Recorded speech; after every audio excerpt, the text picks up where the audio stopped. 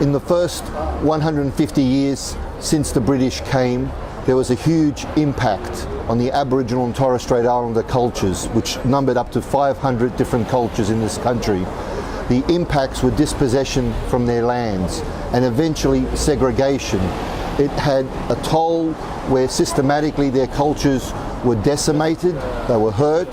That suffering led to segregation. That suffering led to a total destruction of many of these cultures around the country, while others survived because they were much more isolated. And the more west that we go across this country, the less time that there has been the white impact, the Western settings, the British, in terms of the East Coast, it is up to 10 generations old. In terms of the West Coast and northern parts of Australia, it is 3, 4, 5 generations old, the impacts of the British colonialism and settler Australia.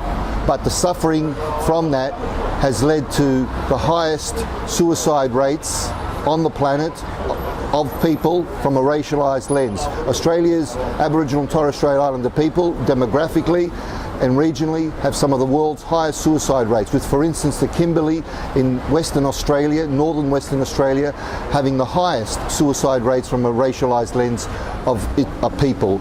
Also, imprisonment rates are disproportionate between Aboriginal and Torres Strait Islander people and the rest of the population. For instance, in Western Australia, 1 in 13 of all Aboriginal adult males is in prison today.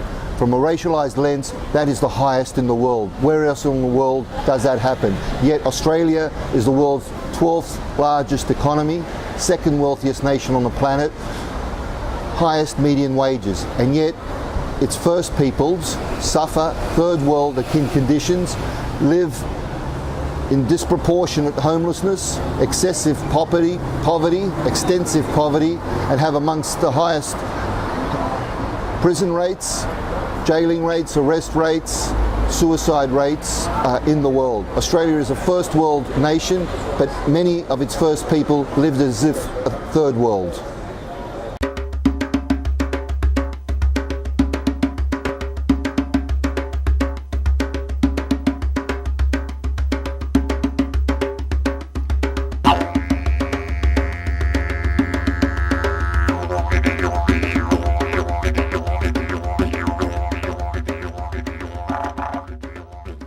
My name is Ray Walker, and I'm a Yorta from the border of New South Wales, Victoria. I live on the Murray River, and my country is the Yorta country. My mother's land is the Wemba. It's in Swan Hill, and I'm an artist here in Sydney. And when my paintings get established, I can buy my land back off the government, and then I can live in the bush where I'm supposed to be living, not in the city, you know. I don't have my language because when my grandmother was, when my mother was small, her mother was singing a song to her children, and then the white missionary come up and slapped my grandmother in the face and said, "Do not speak your lingo no more. You have to speak English." And my grandma, otherwise they said, "We'll take your children away."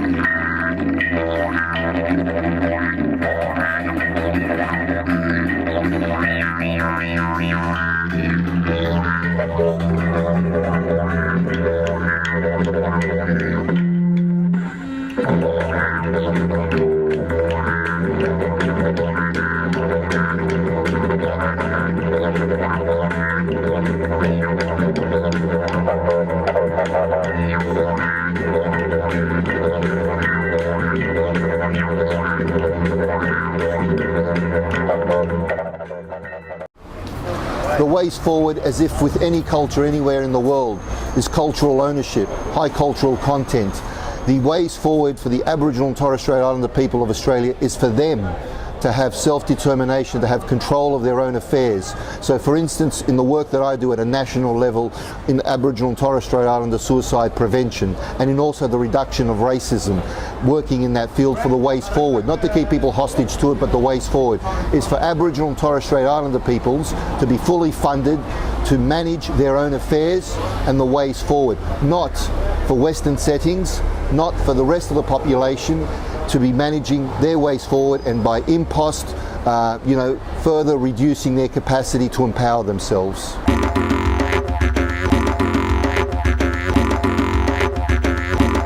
What do we want? Sovereignty! What do we want? Sovereignty! When? Now! What do we want? Sovereignty! Not enough justice! So many copies! Not enough justice! So many copies! Not enough justice! So many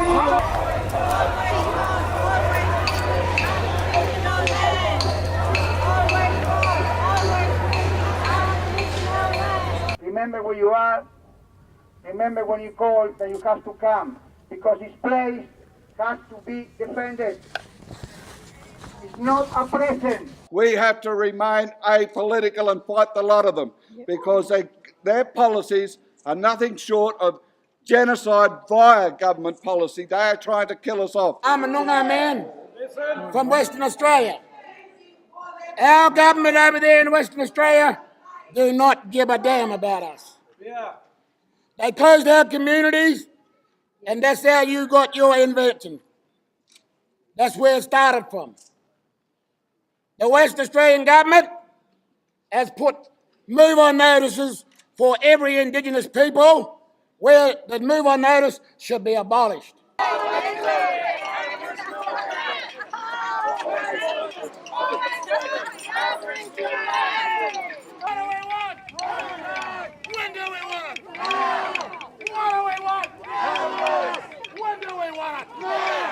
Today is January 26, 2015, 227 days of the invasion of our people.